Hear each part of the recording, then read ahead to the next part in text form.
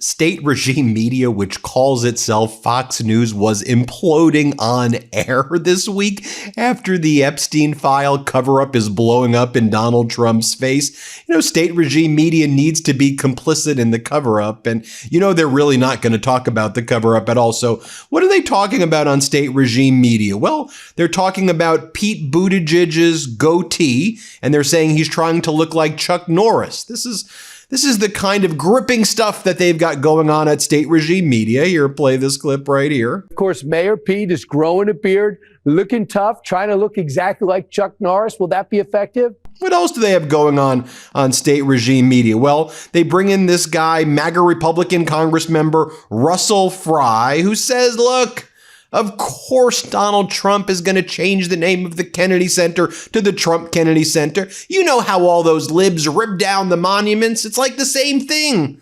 What are you even talking about? Y'all are complicit in the cover-up of a child sex trafficking ring. You're not tricking us. But this is what state regime media is doing. Here, play this clip. So, wait a minute, Congressman. Now that they care about landmarks, just how many historical figures did they take down in South Carolina in 2020? I mean, a lot. I just find this incredibly rich, coming from a party that spray paints monuments, desecrates memorials, tears down statues. This is really rich. President Trump, I mean, the Kennedy Center has been a financial mess for a long time. President Trump, they had $250 million in deferred maintenance. But the president raised $130+ million in private donations. Congress has also acted. This reaffirms America and President Trump's commitment to the arts. Yeah, and then as the American people are going into Christmas Eve and Christmas struggling, as we all know that Donald Trump has destroyed the economy. We all know that Donald Trump has only helped himself and his oligarch right-wing billionaire friends. He wants to have one of his billionaire cabinet members, Howard Lutnick, the Commerce Secretary, say, you know what? The U.S. economy grew at 4.3%, which means all Americans just got 4.3% richer. Did you know that? Did you, to everybody who's listening and watching this, did you know that, boom, you just got 4.3% richer according to the Trump regime? That's how stupid they think we all are. But here's what Howard Lutnick says. Here, play this clip. The 4.3 GDP growth, beating it by a full point of 3.3. How does that affect our bottom line, our pocketbook issues? So just think, the whole world out there in the third quarter, the United Kingdom grew 0.1, the European Union grew 0.4, and Japan fell 0.6%, fell 0.6%. Donald Trump's economy grew, the United States of America, the biggest economy in the world, 4.3%. What that means is that Americans overall, all of us, are going to earn 4.3% more money. We're making a raise. It's a simple way to do it. We've got more jobs, lower energy costs, and lower interest rates coming. This is the golden age coming. 4.3% this quarter means Americans on average are making more money in their pocketbooks. That makes for a great Christmas. And this was kind of the theme that we saw on state regime media.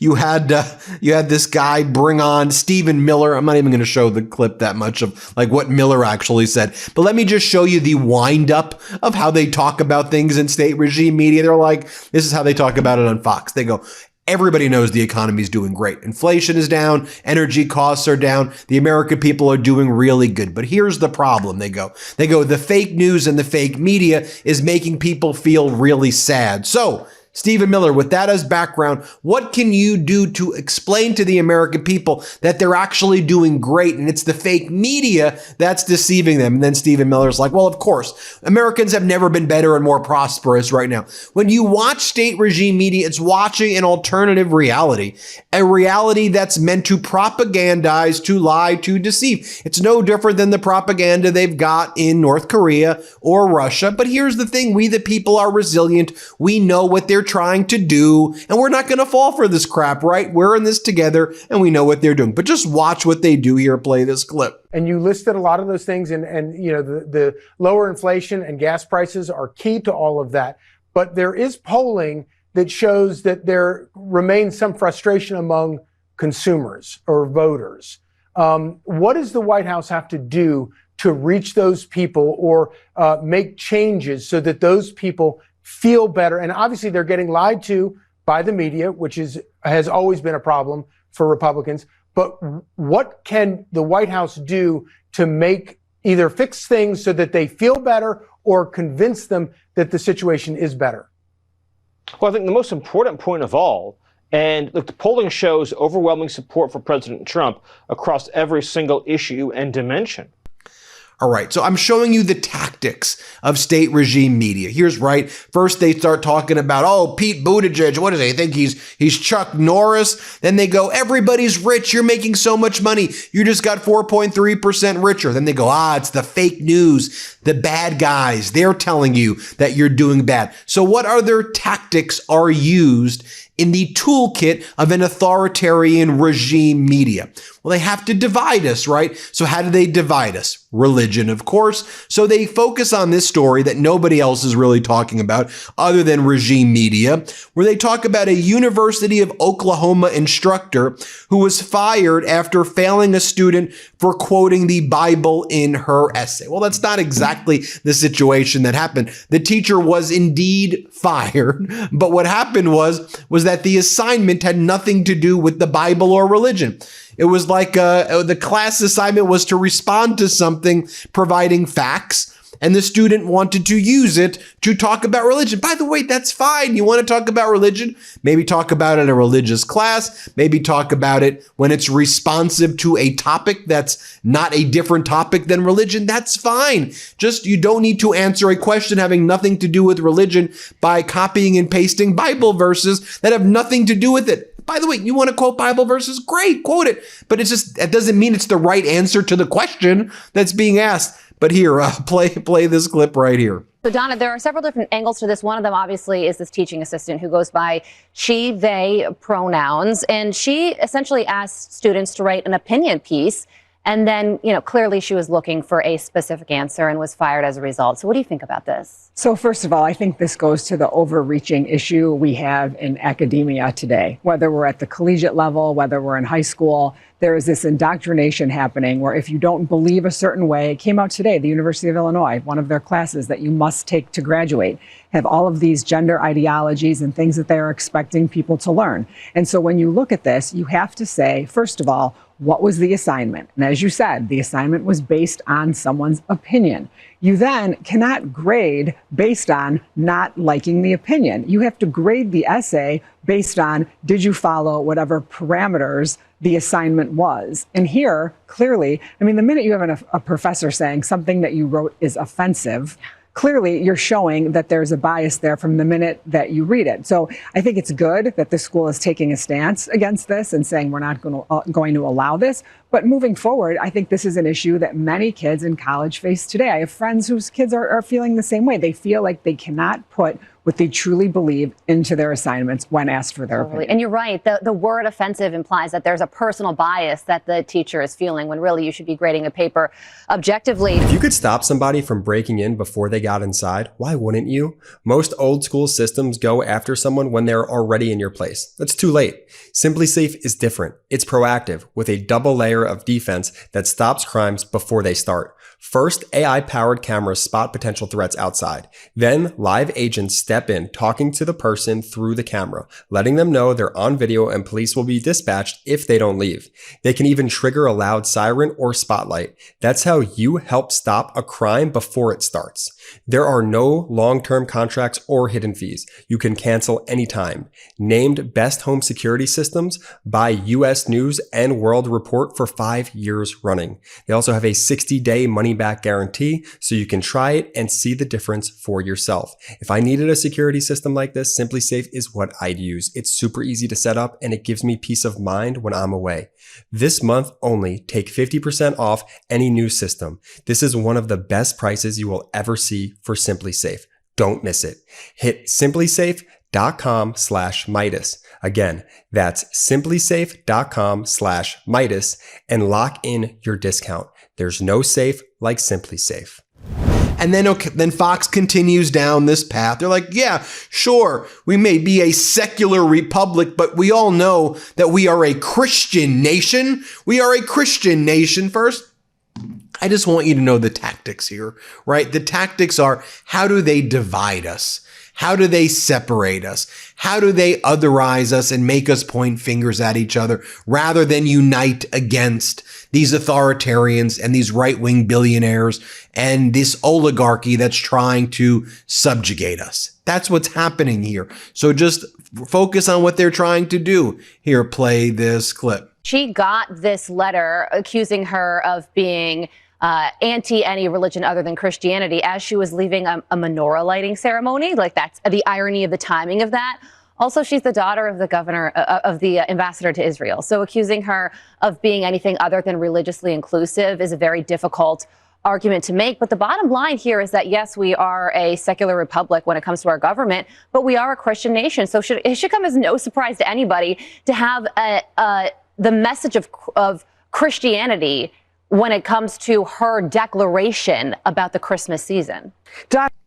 Now, everything that they do is also utilizing national security as a way to further Donald Trump's authoritarian ends. So we all know that Donald Trump hates windmills, and he hates windmills because when he bought a golf course in Scotland, they had windmills off the coast, and he hated the windmills. And so he's always had a thing against windmills. So while electricity prices are going up 15, 20%, you've seen your electricity bill, right? Wind power, solar power is helpful in bringing costs down. It just is. Like, it's an undisputed fact. But Donald Trump wants to shut down wind and solar projects, which also employ tens of thousands of Americans at these projects. And so he has his Secretary of the Interior, Doug Burgum, claiming a national security concern created by wind turbines are detailed in a classified report. So now we need to shut down all of the major wind projects taking place in this country and never get wind power again. And they're going to use national security as a pretext for doing this. Play this clip. Modern warfare is drone warfare. And the radar interference caused by these massive gargantuan projects, I mean, understanding that a single one of these towers can be 1.5 times taller than the Washington Monument. The blades themselves, the diameter of the blades is bigger than the Statue of Liberty, 2.5 football fields. These things are moving at 150 miles an hour. Our ground-based radar is designed to pick up movement. If you wanted to attack a population center on the east coast of our country, you would send a swarm of drones right through one of these wind farms. That's the basis of this understanding. But as we said, we've got a 90-day pause we've announced. We're happy to sit down and see if we can try to find mitigation, but this is a real national security concern. And then you have Sean Duffy, Sean from The Real World. That's how he got famous. He was on The Real World and The Real World Road Rules Challenge. All these people are like failed reality stars who want to draw us in non-consensually into their dystopian reality show where we are the unwitting extras. We don't want to be a part of this. We just want to go about our normal lives. And here Sean Duffy brags, what I can do to blue states, you know what I can do? I'll pull their funding.